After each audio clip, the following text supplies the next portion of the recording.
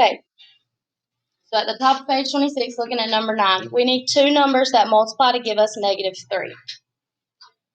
Two numbers that multiply to give us negative 3 are negative 1, positive 3, or positive 1, negative 3. Which one of those add to give us negative 2? Positive 1, negative 3. So I'm going to have A plus 1 times A minus 3.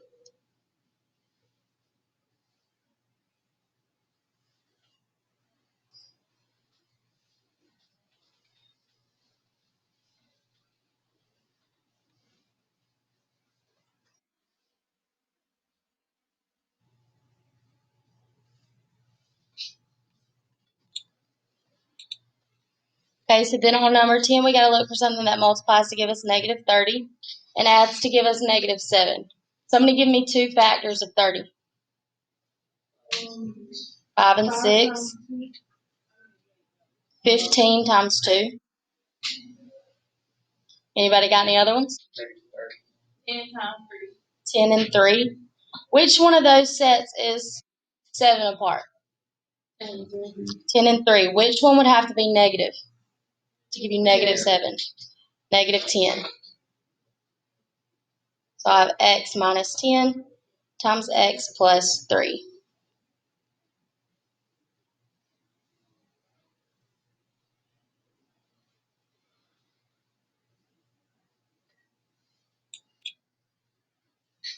Does it have to be a specific that we Okay, so number 13, notice we have a positive right here, but a negative right here. So if we have negatives right here, but a positive right here, that means that both of our numbers are going to be negative. Because a negative times a negative gives you a positive, but they can add to give you a negative over here. So looking at 24, what are two factors of 24? 12 and 2, 6 and 4, 8 and 3. And all of those have to be negative, because we're multiplying to get a positive. Which one of those adds to give you negative 11? 8 and negative 8 and negative 3. So you have x minus 8, x minus 3.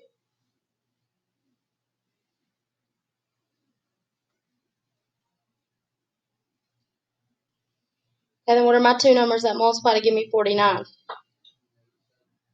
Negative 7 and negative 7. Those add to give me negative 14. So I'll have x minus 7 times x minus 7. Or you could write x minus 7 squared.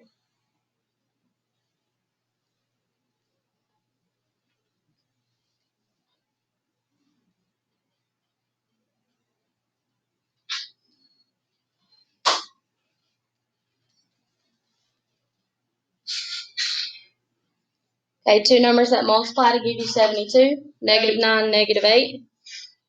Those add to give you negative 17. Yes. So y minus 7 times y minus 8. Okay, then what are two numbers that multiply to give me 50? 5 and 10. And do those add to give me negative 15? Yes. M minus 5, M minus 10.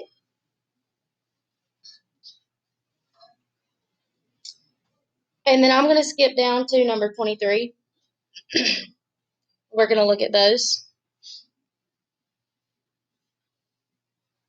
Okay, so here, first you got to find the greatest common factor. If there's a number in front of that squared term, see if you can factor something out. Because if you can, it'll make this factoring part easier. So on number 23, you can factor out a 4. Number 24, you can factor out a 2. What can I factor out on number 25? A 3. When I factor out that 3, I'm left with y squared. Negative 15 divided by 3 gives me negative 5y. And 12 divided by 3 leaves me with 4. So now I can factor this easily because the coefficient of y squared is 1. So what two numbers multiply to give me 4 and add to give me negative 5? 1 times 4. 1 times 4, and since it has to be negative 5, they'll both be negative. So y minus 1, y minus 4. And make sure you bring down that 3. That 3 has to stay with it. Okay, 26, what can I factor out? 3. A 3, and we can factor out one of the a's, because every term has an a in it. So take out that 3, we're left with 1, and then take out one of those a's, and you're left with a squared. Then what's 30 divided by 3? 10. And I took out one of the a's in that term, so I'm left with 1a. Then what's 63 divided by 3? And I took out the a, so I don't have to write an a in there. So now it's down to a trinomial with the leading coefficient being 1.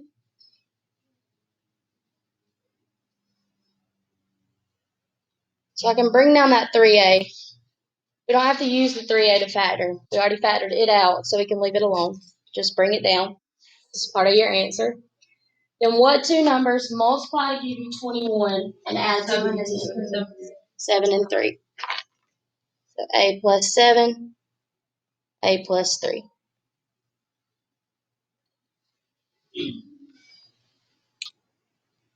Okay, on 27, what can I factor out? A 2. And when I factor out the 2, what am I left with inside? B squared plus 5b plus 6.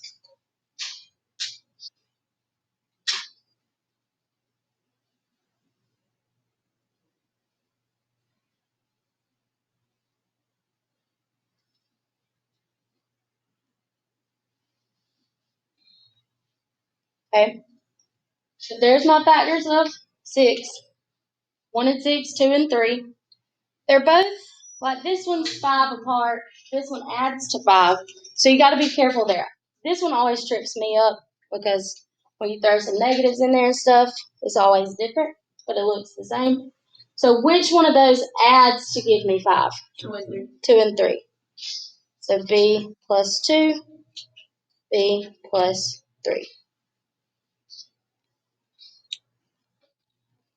And on 28, what can I factor out? A 5 and a y. All of them are factorable by 5, and all of them have a y. So when I take out 5y out of the first one, what am I left with? X squared. Then negative 15 divided by 5 gives me negative 3. Bring down the x, take out the y. And then what's negative 140 divided by 5?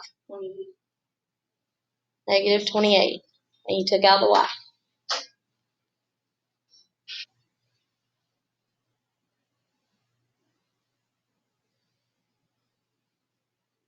So we're going to factor. We're going to look at our factors of negative 28.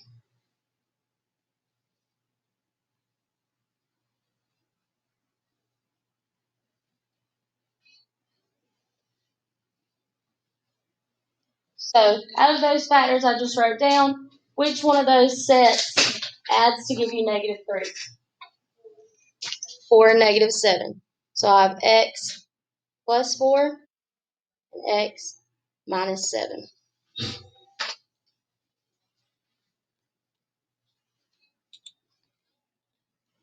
So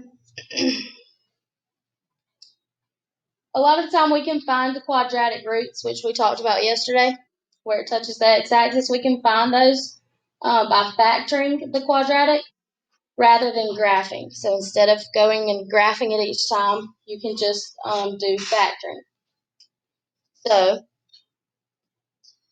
when you're solving by factoring, you always want to make sure that your coefficient in the front right here is 1 if you want to factor like this, like we're doing right now. If the coefficient in the front is not 1, you're going to have to use something different, which is what we're going to look at tomorrow. But when you're solving, first thing you're going to do is it's always going to be set equal to 0. That's what you need to make sure first, that it's set equal to 0. Then what you're going to do, you're going to factor what you have. So here, negative 10 and 3, 5 and negative 2, multiply to give you negative 10, and then they add to give you negative or positive 3.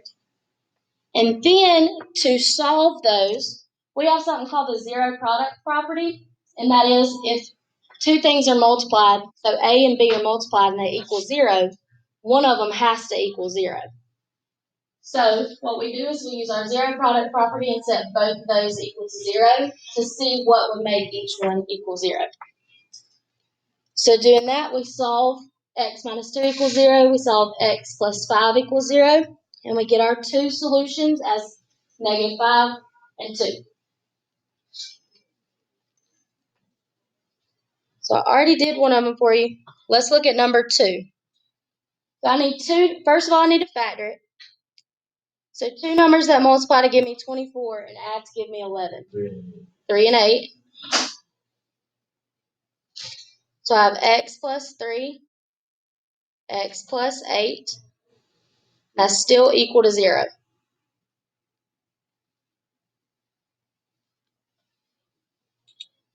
And now using zero product property, I'm going to take both of those factors and set them equal to 0.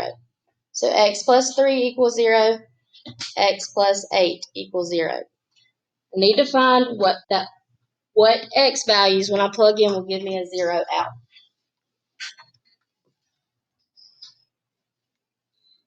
Okay, so to solve for x plus 3 or solve x plus 3, what's my inverse operation I'm going to do?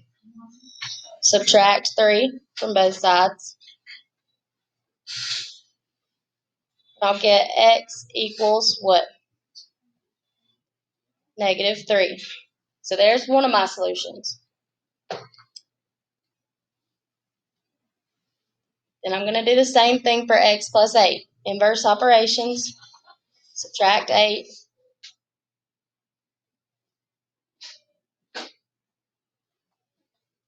Get x equals negative 8. So my two solutions for this problem are x equals negative 8 and negative 3.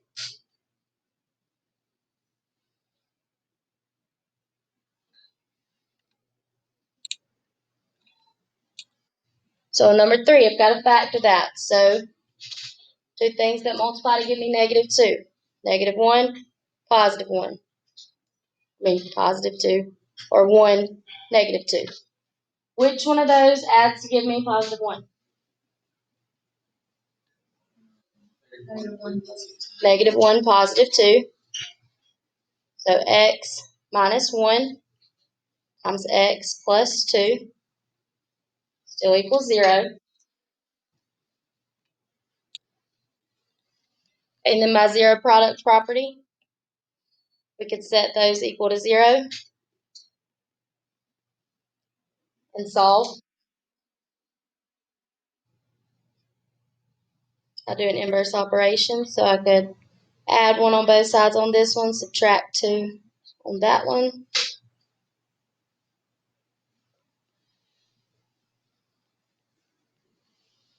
X equals 1 and x equals negative 2. All we did was change those signs. So x equals negative 2, positive 1.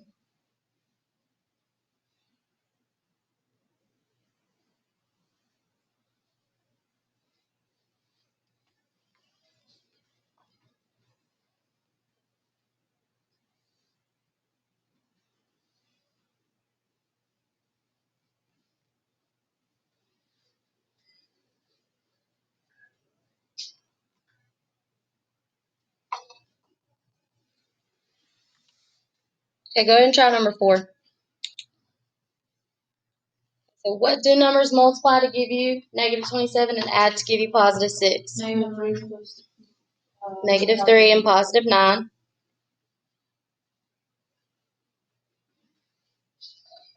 And you could set up your zero product property.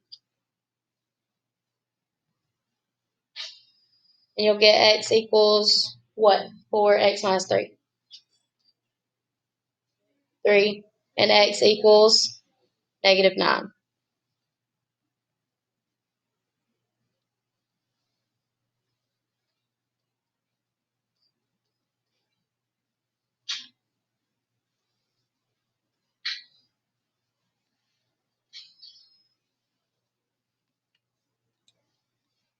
Okay, number 5, two numbers that multiply to give me 21 and add to -10.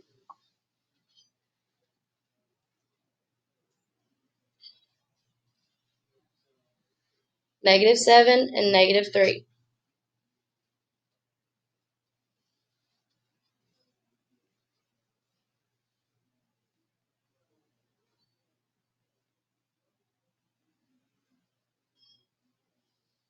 Okay, and what does x equal? What are my two solutions for that one? 7 and 3.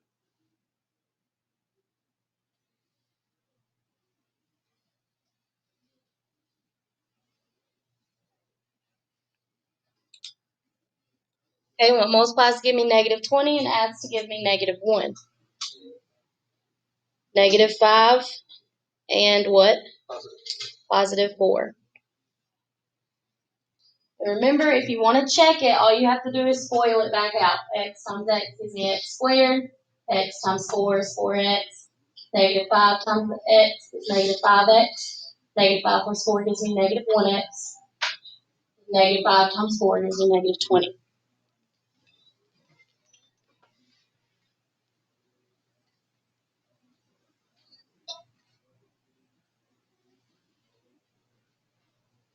Okay, so what are my two solutions for number 6? -4 and 5.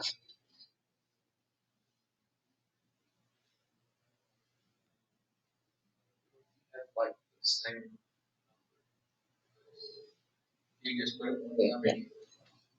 You only have to put it once. So if you get two of the same, you only have to put it once. But it's also important. Okay, so now two numbers that multiply to give you 25 and add to give you 10. 5 and 5.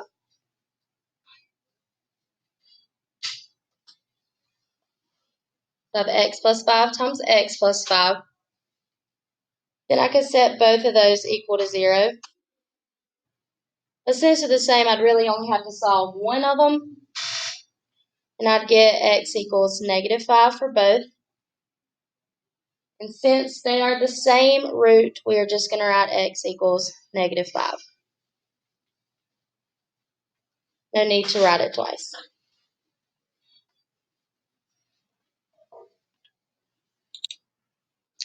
Okay, then two numbers that multiply to give me 16 and add to give me -8. -4 and -4.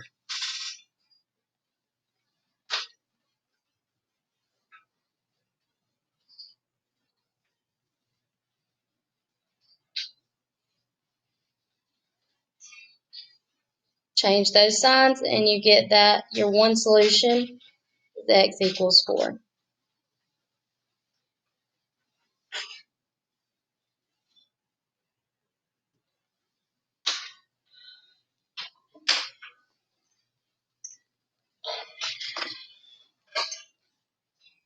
Okay, does anybody have any questions about those? Okay, go ahead and flip over to page 28. So looking at the top of page 28, we have x squared minus 8x equals 0. Is that a trinomial? No. So we can't factor it like we've been factoring it because it is a trinomial. It's not a trinomial, it's a binomial. But let's see if we can do a greatest common factor first. Is there something we can factor out of x squared and -8x? Just the x. I can factor out an x, and then what would I be left with inside? X minus 8.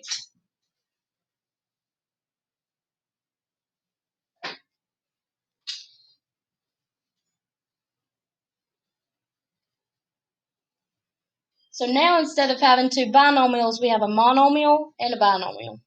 So we still use the zero product property, except both terms or both polynomials equal to 0. So I'll set x equal to 0, and I'll set x minus 8 equal to 0.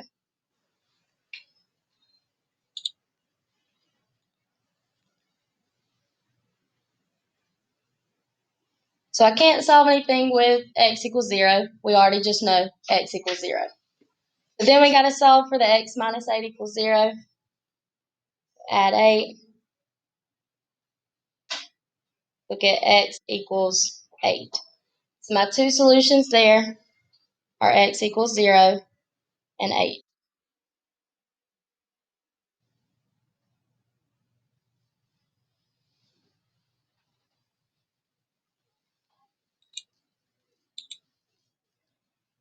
Okay, number 10, I want to go ahead and factor something out because my first coefficient's not 1. So let's see what we can factor out. What can we factor out? A 3, anything else? An x.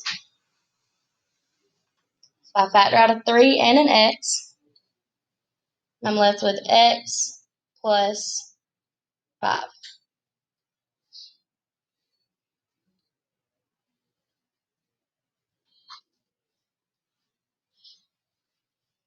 Then using zero product property, set both of those equal to 0.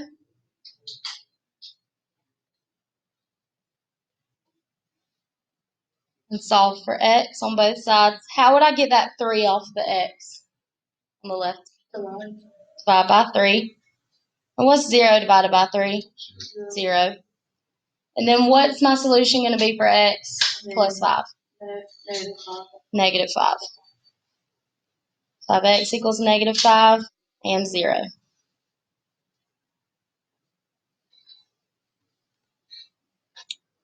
What's my greatest common factor on 11? 6x. Then I'm left with x minus 2. So set both of those equal to 0.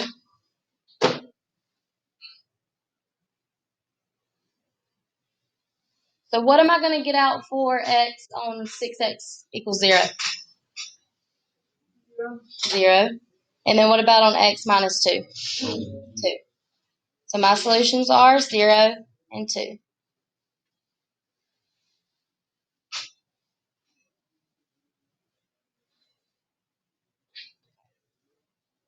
So then on number 12, what's my greatest common factor of 8 and 6?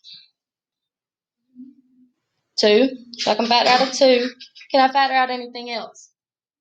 X. An x. So 8 divided by 2 gives me 4. Take out one of the x's, I have 4x. And then what's negative 6x divided by 2x? Negative 3. So now looking at those, I don't have a quadratic in there anymore. Like there's no squared terms. So now I can just use zero product property and solve for x. I'll do 2x equals 0 and 4x minus 3 equals 0. So the 4x minus 3 one, we haven't seen one like that yet. But you actually might have to work that one out and do the inverse operations. It's not just as easy as saying, oh, it's going to be positive 3. You're going to have to do some more work for that one. So on 2x equals 0, just divide the 2, get x equals 0. And then for the 4x minus 3, what's my first inverse operation I have to do? Add the 3 to both sides. So I have 4x equals 3.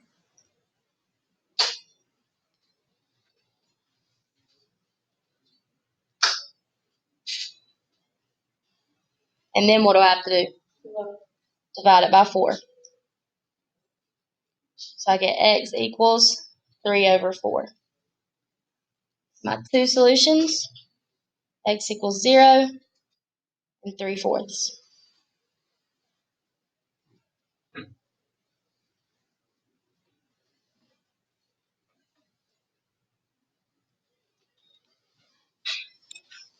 And now the next two are a little bit different as well, because there's no b term in there. So We need to see what multiplies to give us negative 64, but adds to equal 0. The negative 8 and 8 multiply to give you negative 64. Do they add to give you 0? Yes. So my two factors there are x minus 8, x plus 8.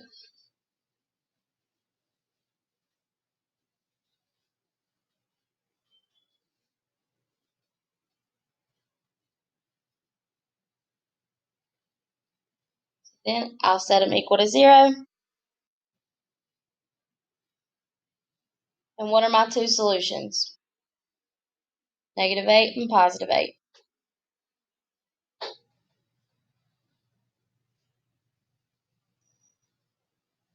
Based off number 13, what do you think the two solutions for number 14 are going to be? 5 and negative 5. It's basically the square root of 25, which you could solve it that way. Move that 25 over, then take the square root of both sides. You could do that, and we're going to see that later. But doing this, we'd have x minus 5, x plus 5. And we get x equals negative 5, positive 5.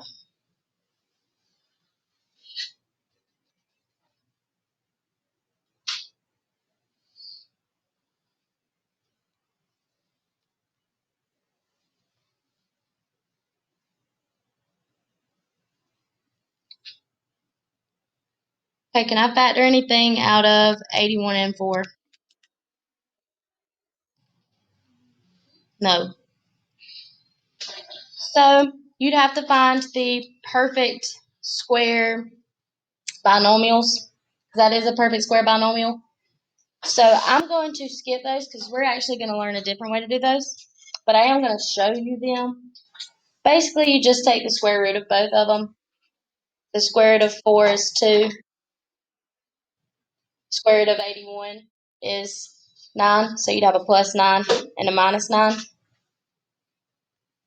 And then when you set them equal to 0, you'll get x equals negative 9 over 2 and positive 9 over 2. But basically, anytime you see one like that, you're going to use the square root method, which we haven't learned yet or haven't went over yet. And then the same for 16. Take the square root of the 9 and square root of the 7. So 3x and 3x. And then what's the square root of 49? 7. So one with a positive, one with a negative. You'd get x equals negative 7 over 3 and positive 7 over 3.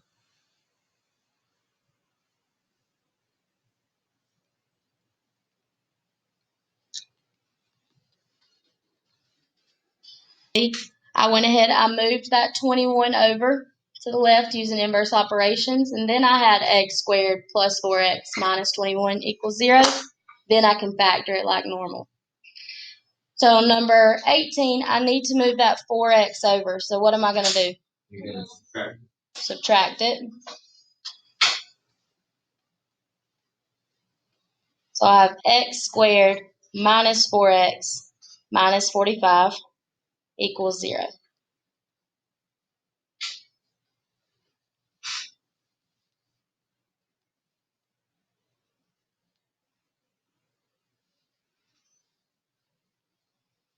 Then I need two numbers that multiply to give me negative 45 and add to give me negative 4. Positive or negative 9? So positive 9. Negative 9. Negative 9 and positive 5.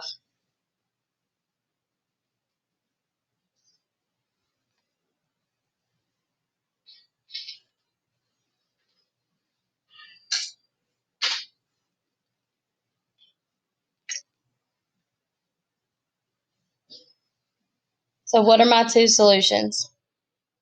9 and negative 9 and negative 5.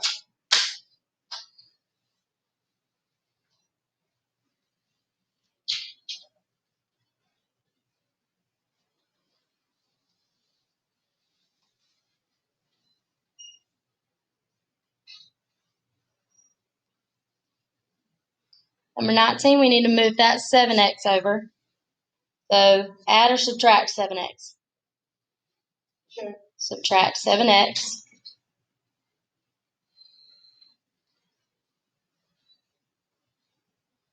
x squared minus what? 12x minus 64 equals 0. Then find your two factors of 64 that multiply to give you negative 64 and add to give you negative 12.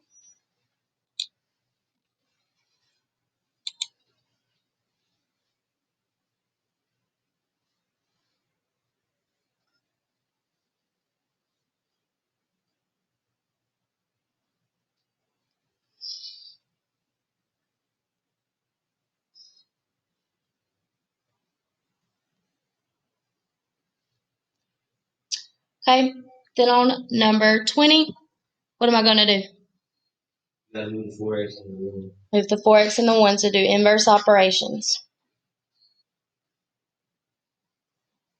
I'm just moving them both at one time.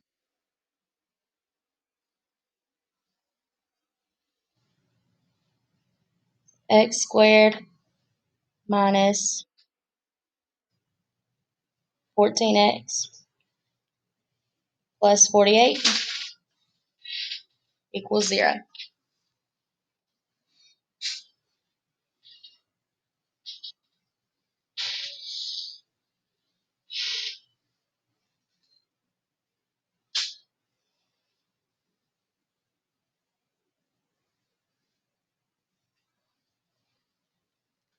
So what two things multiply to give you 48 and add to give you negative 14? Negatives. Negative 6 and negative 8. Set those equal to 0. That's not a plus to be.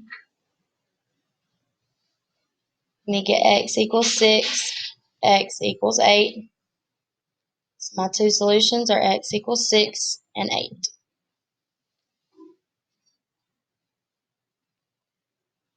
I'm going to skip those last two.